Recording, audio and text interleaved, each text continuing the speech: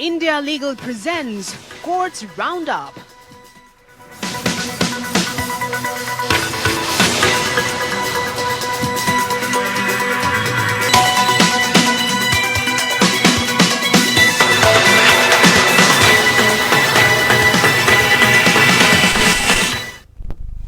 नमस्कार, आप देख रहे हैं हमारी खास पेशकश कोर्ट्स राउंडअप। मैं हूं आपके साथ अक्षय सिंह।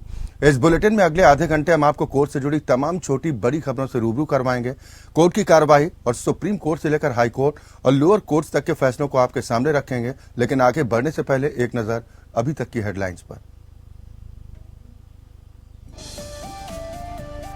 आरजेडी के पूर्व सांसद प्रभुनाथ सिंह को सुप्रीम कोर्ट ने ठहराया डबल मर्डर का दोषी। निचली अदालत और पटना हाईकोर्ट का फैसला पलटा। डीजीपी और मुख्य सचिव को 1 सितंबर को प्रभुनाथ सिंह को पेश करने का दिया निर्देश।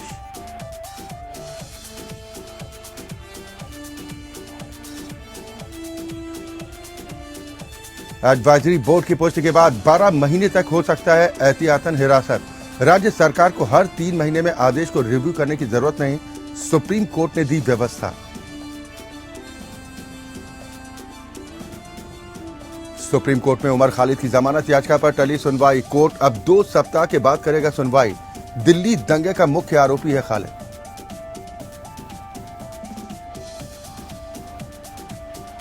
झारखंड हाईकोर्ट ने मानहानि मामले में राहुल गांधी को पेश होने से दी छूट। कहा, राहुल गांधी मौजूदा सांसद संसद में भाग लेने में है व्यस्त।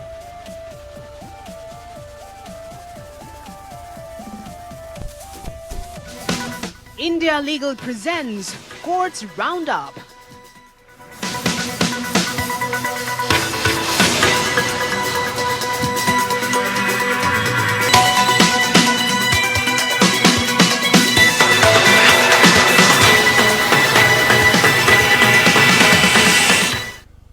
और चलिए कोर्ट्स राउंडअप की शुरुआत करेंगे और सबसे पहले बात करेंगे बिल्किस बानो की।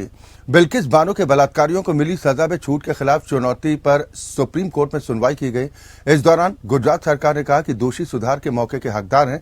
वहीं सुप्रीम कोर्ट ने सख्ती दिखाते हुए पूछा कि सजा में छूट की नीति चुनिंदा लोगों पर ही आखिर क्यों लागू की गई।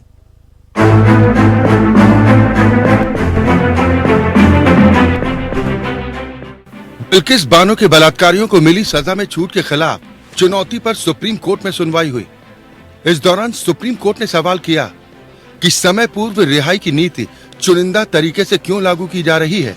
यह सवाल गुजरात सरकार की उस दलील के जवाब में था जिसमें कहा गया था कि जघन्य अपराधों के दोषी कैदियों को समय से पहले जेल से रिहा कर पछतावा दिखाने पर और सजा पूरी करने के बाद सुधार का मौका दिया जाए।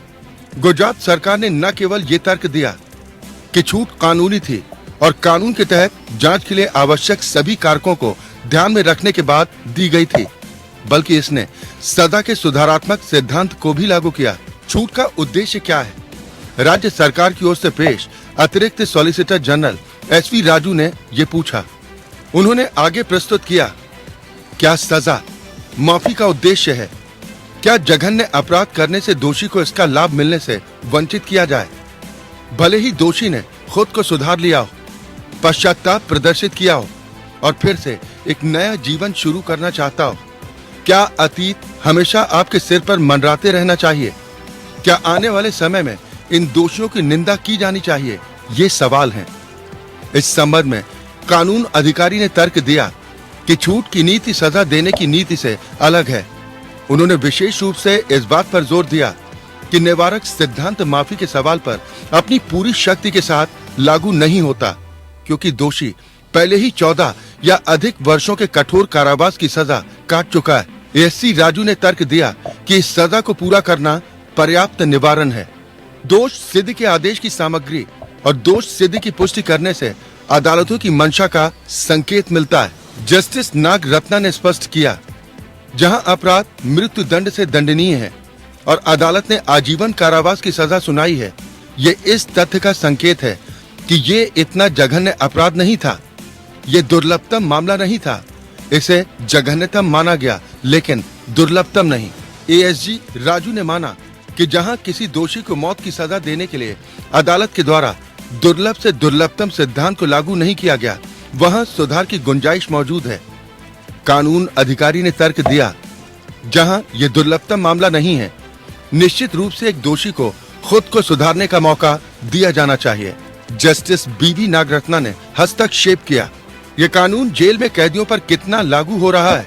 हमारी जेलें खचाखच क्यों भरी हैं?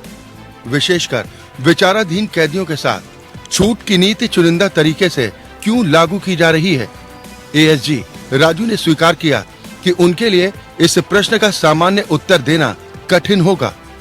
सीनियर एडवोकेट सिद्धार्थ लूथरा ने कहा, जिस क्षण एक दोषी 14 साल की सजा पूरी कर लेता है, उसे समय से पहले रिहाई के लिए अपना मामला साबित करना होता है। उनके पास प्रत्येक राज्य के प्रत्येक जिले के एक मॉड्यूल हैं। जस्टिस नागरत्ना ने फिर पूछा, लेकिन जिन मामलों में दोषियों ने 14 साल की सजा पूरी कर ली है, उनमें छूट की नीति कहां तक लागू की जा रही है? क्या ऐसे सभी मामलों में उनकी पात्रता के अधीन छूट नीति लागू की जा रही है? गुजरात राज्य ने सुप्रीम कोर्ट को बताया कि छूट के चरण में जेल में या पैरोल या फरलो पर बाहर आने के दौरान दोषी के आचरण जैसे कारकों पर विचार करने की आवश्यकता होती है।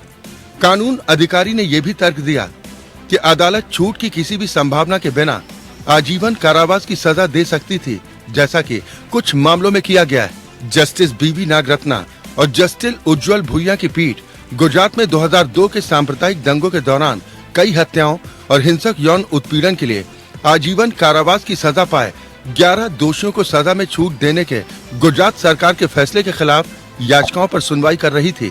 पिछले साल स्वतंत्रता दिवस पर राज्य सरकार की ओर से सजा माफ करने के उनके आवेदन को मंजूरी मिलने के बाद दोषियों को रिहा कर दिया गया था। Bureau report, APM. Supreme court ने व्यवस्था दी है कि संवैधानिक स्कीम कहती है कि अगर एडवाइजरी बोर्ड कंफर्म करता है तो किसी भी शख्स को एहतियातन हिरासत में 3 महीने से ज्यादा रखा जा सकता है। 3 महीने से ज्यादा न रखने का प्रावधान तब लागू नहीं होगा जब एडवाइजरी बोर्ड इसके लिए कंफर्म करेगा।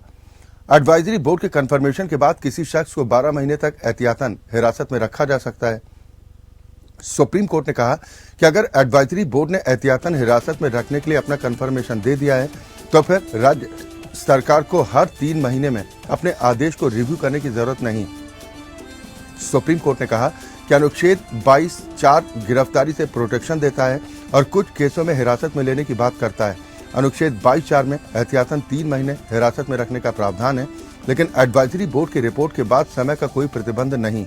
सुप्रीम कोर्ट के चीफ जस्टिस डीवाई चंद्रचूड़ की अगुवाई वाली बेंच ने अपने 72 पेज के ऑर्डर में कहा कि अगर एडवाइजरी बोर्ड के कंफर्मेशन वाले ऑर्डर में हिरासत की अवधि तय है तो उस अवधि तक हिरासत होगी, और अगर कोई समय नहीं लिखा हुआ है तो ये अधिकतम 12 महीने हो सकती है। राज्य सरकार को कंफर्मेशन वाले आदेश आने के बाद हर 3 महीने में अपने ऑर्डर को रिव्यू करने की जरूरत नहीं है। सुप्रीम कोर्ट में पी नोका राजू नाम के एक शख्स ने हिरासत का मामला आया था। उसी मामले में सुनवाई के दौरान शीर्ष अदालत ने आदेश दिया है। याची को 25 अगस्त 2022 को Andhra Pradesh prevention of dangerous activity, drug offender, immoral traffic offender and land grabber act के तहत हिरासत में लिया गया था। काकीनाडा जिले के डीएम ने हिरासत का आदेश दिया था। उसके खिलाफ अर्जी आंध्र प्रदेश हाईकोर्ट में खारिज कर दी थी। शीर्ष अदालत ने अर्जी खारिज करते हुए कहा कि एक बार अगर एडवाइजरी बोर्ड ने हिरासत को कंफर्म कर दिया तो फिर ऐसे शख्स को 12 महीने तक प्रिवेंटिव हिरासत में रखा जा सकता है।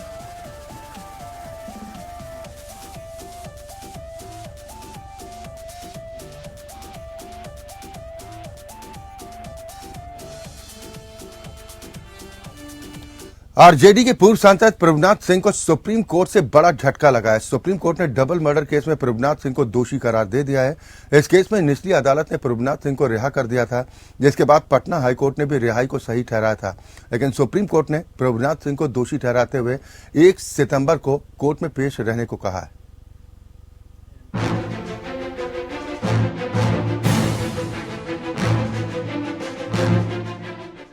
आरजेडी के पूर्व सांसद प्रभुनाथ सिंह की मुश्किलें बढ़ने वाली है। सुप्रीम कोर्ट ने पटना हाई कोर्ट के फैसले को पलटते हुए उन्हें डबल मर्डर केस में दोषी करार दिया है। दरअसल इस मामले में निचली अदालत ने सिंह को रिहा कर दिया था। इस मामले में पटना हाई कोर्ट ने भी उनकी रिहाई को सही बताया था। हालांकि सुप्रीम कोर्ट ने प्रभुनाथ सिंह को दोषी पाया और 1 सितंबर को कोर्ट में पेश होने के लिए कहा है। इस मामले में सुप्रीम कोर्ट ने बिहार के डीजीपी और मुख्य सचिव को आदेश दिया कि सिंह को 1 सितंबर को किसी भी हाल में कोर्ट में पेश किया जाए। रिपोर्ट के अनुसार 1 सितंबर को सिंह की सजा पर बहस की जाएगी। सिंह अभी एक अन्य मर्डर केस में जेल में बंद है। आरजेडी के पूर्व सांसद प्रभुनाथ सिंह पर 1995 में मसरख के एक वोटिंग बूथ के पास 47 साल के दारोगा राय और 18 साल के राजेंद्र राय की हत्या का आरोप है। सिंह पर आरोप था कि उन्होंने दोनों की इसलिए हत्या करवा दी क्योंकि उन्होंने सिंह के समर्थित प्रत्याशी को वोट नहीं दिया था। सिंह बिहार के महाराजगंज लोकसभा सीट से 4 बार के सांसद रहे हैं। मृतक के भाई हरेंद्र राय ने सुप्रीम कोर्ट में हाई कोर्ट के फैसले को चुनौती दी थी। रिपोर्ट के अनुसार मृतक के भाई ने गवाहों को धमकाने की शिकायत की थी, जिसके बाद ये मामला छपरा से पटना ट्रांसफर कर दिया गया था। वहां पर इस केस का ट्रायल हुआ था। कोर्ट ने सबूतों के अभाव में सिंह को बरी कर दिया था। वहीं 2012 में पटना हाई कोर्ट ने निचली अदालत के फैसले को सही बताया था। इसके बाद हरेंद्र राय ने अपने भाई को न्याय दिलाने के लिए दोनों कोर्ट के फैसले को सुप्रीम कोर्ट में चुनौती दी थी।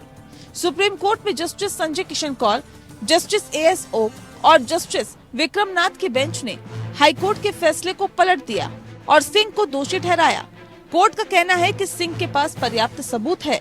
हालांकि इस केस के बाकी आरोपियों की बरी को सुप्रीम कोर्ट ने सही बताया। Bureau report, APN।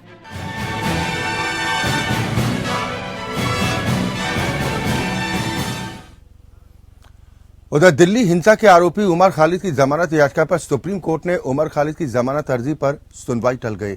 अब 2 हफ्ते के बाद इस पर सुनवाई होगी। कल भी उमर खालिद की जमानत याचिका पर सुप्रीम कोर्ट में सुनवाई नहीं हो पाई थी। इससे पहले इस मामले की सुनवाई कर रही बेंच के सदस्य जस्टिस प्रशांत कुमार मिश्रा ने मामले की सुनवाई करने से खुद को अलग कर लिया था। इसके बावजूद ये मामला उसी बेंच में लिस्ट हो गया, जिसे फिर से ड्रॉप कर दिया गया। 9 अगस्त को जस्टिस प्रशांत कुमार मिश्रा ने उमर खालिद की जमानत याचिका पर सुनवाई से खुद को अलग कर लिया था। 18 मई को सुप्रीम कोर्ट ने दिल्ली पुलिस को नोटिस जारी किया था। इससे पहले 18 अक्टूबर 2022 को दिल्ली हाई कोर्ट ने उमर खालिद की जमानत याचिका को खारिज कर दिया था। हाई कोर्ट ने कहा था कि नागरिकता संशोधन अधिनियम के खिलाफ विरोध प्रदर्शन और उत्तर पूर्वी दिल्ली में हुई हिंसा दिसंबर 2019 और फरवरी 2020 के बीच हुई बैठकों का नतीजा थे, जिनमें उमर खालिद भी शामिल हुआ था। हाईकोर्ट ने कहा था कि उमर खालिद का नाम साजिश की शुरुआत से लेकर दंगा होने तक आता रहा। Umar Khalid WhatsApp group DPSG और मुस्लिम स्टूडेंट्स ऑफ GNU का सदस्य था। उमर खालिद ने कई बैठकों में हिस्सा लिया। हाईकोर्ट ने कहा कि अगर चार्जशीट पर भरोसा किया जाए तो इस साजिश की ओर साफ साफ इशारा कर रहा है। हाईकोर्ट ने कहा कि विरोध प्रदर्शन लोकतंत्र में होने वाले आम राजनीतिक प्रदर्शन की तरह नहीं था, बल्कि ये एक खतरनाक था जिसके गंभीर परिणाम हुए। पुलिसकर्मियों पर महिला प्रदर्शनकारियों पर हमला किया गया, जिससे इलाके में दंगा फैला, जो कि एक निश्चित रूप से एक आतंकी कार्रवाई थी।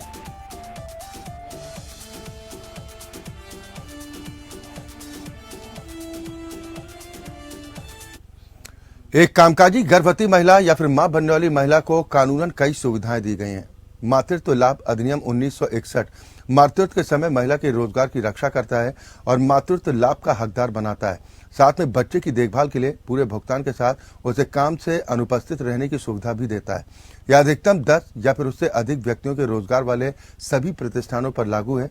कामकाजी महिला के मातृत्व हक पर ज्यादा जानकारी देंगे इंडिया लीगल के वेब रिपोर्टर।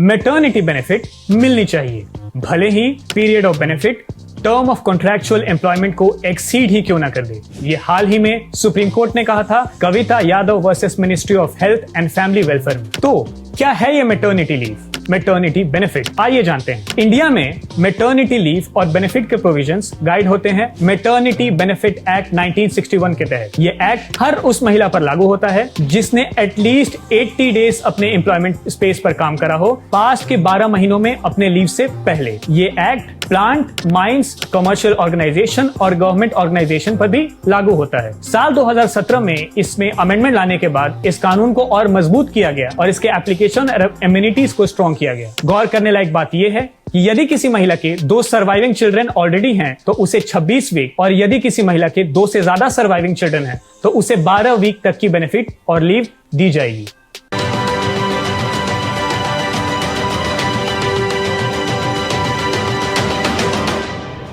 दिवंगत अभिनेता सुशांत सिंह राजपूत के पिता ने अपने बेटे के जीवन पर आधारित एक फिल्म की ऑनलाइन स्ट्रीमिंग पर रोक लगाने से इनकार करने संबंधी आदेश के खिलाफ बृहस्पतिवार को दिल्ली उच्च न्यायालय का रुख किया। न्यायमूर्ति यशवंत वर्मा और न्यायमूर्ति धर्मेश शर्मा की पीठ ने एकल न्यायाधीश के फैसले के खिलाफ कृष्ण किशोर सिंह की अपील पर फिल्म निर्माताओं समेत कई लोगों को नोटिस जारी किया। सिंह ने अपने दिवंगत बेटे के जीवन पर फिल्म बनाकर उन पर अनुचित व्यावसायिक लाभ लेने का आरोप लगाया।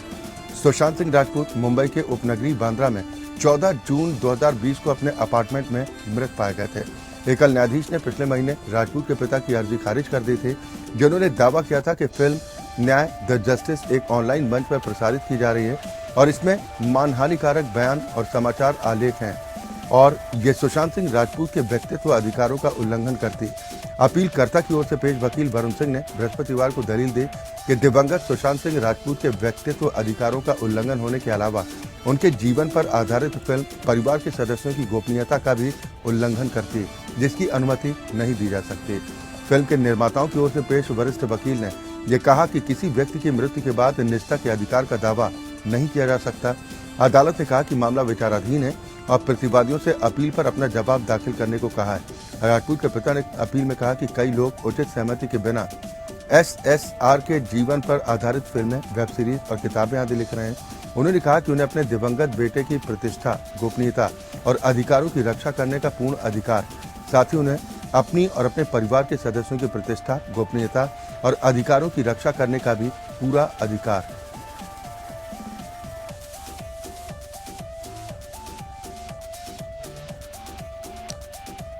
उधर चारा घोटाला मामले में लालू प्रसाद यादव की मुश्किलें एक बार फिर बढ़ सकती हैं। लालू प्रसाद की जमानत को रद्द करने की याचिका पर 25 अगस्त को अब सुनवाई होगी। दरअसल सीबीआई ने लालू यादव की जमानत को रद्द करने की याचिका सुप्रीम कोर्ट में दायर की थी और कोर्ट से जल्द सुनवाई की मांग की थी। सुप्रीम कोर्ट अब सुनवाई को तैयार है। अब इस मामले में 25 अगस्त को सुनवाई की जाएगी। दुमका, डोरंडा और चाईबासा देवघर मामलों में जमानत को चुनौती दी गई है। 27 मार्च को सुप्रीम कोर्ट ने सीबीआई की एक और याचिका पर नोटिस जारी किया था। सुप्रीम कोर्ट ने लालू प्रसाद यादव को नोटिस जारी किया था। सुप्रीम कोर्ट ने सीबीआई की याचिका को मूल याचिकाओं के साथ जोड़ दिया था। सीबीआई ने डोरंडा कोषागार मामले में लालू यादव को मिली जमानत को रद्द करने की मांग की। सीबीआई ने झारखंड हाईकोर्ट के जमानत के आदेश को सुप्रीम कोर्ट में चुनौती दी। लालू को झारखंड के डोरंडा कोषागार मामले में जमानत पर रिहा करने का आदेश दिया गया था। लालू प्रसाद यादव को डोरंडा कोषागार से जुड़े चारा घोटाला मामले में 5 साल की सजा के साथ 60 लाख रुपए का जुर्माना भी लगाया गया था। चारा घोटाले में लालू यादव को मुख्य साजिशकर्ता बताया गया था। अब सब मामलों की सुनवाई एक साथ ही एक पीठ के समक्ष होगी। चारा घोटाला मामले में सजा काट रहे राष्ट्रीय जनता दल के अध्यक्ष लालू यादव के खिलाफ सीबीआई की याचिका पर सुप्रीम कोर्ट सुनवाई कर रहा है। 4 अप्रैल 2022 को लालू यादव को 2 मामलों में मिली जमानत के खिलाफ सुनवाई को सुप्रीम कोर्ट अब तैयार हो चुका है।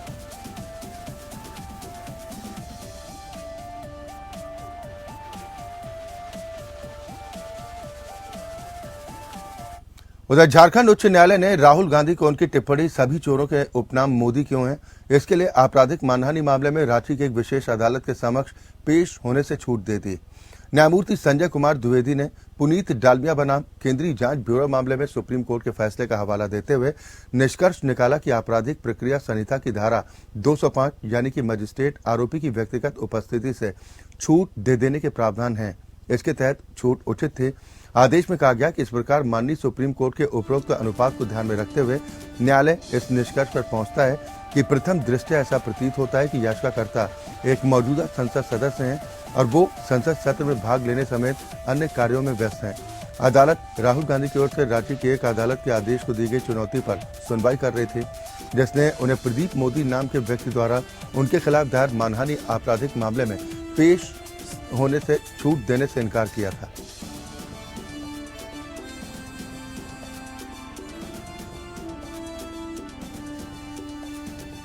राहुल गांधी के लिए इसे बड़ी राहत के तौर पर देखा जा रहा है। झारखंड हाईकोर्ट की तरफ से फैसला किया गया है, राहुल गांधी को पेशी से छूट मिलेगी। और इसी के साथ हमारी खास पेशकश में अभी के लिए बस इतना ही, लेकिन एपीएन न्यूज में खबरों का सिलसिला लगातार जारी। India Legal presents Courts Roundup.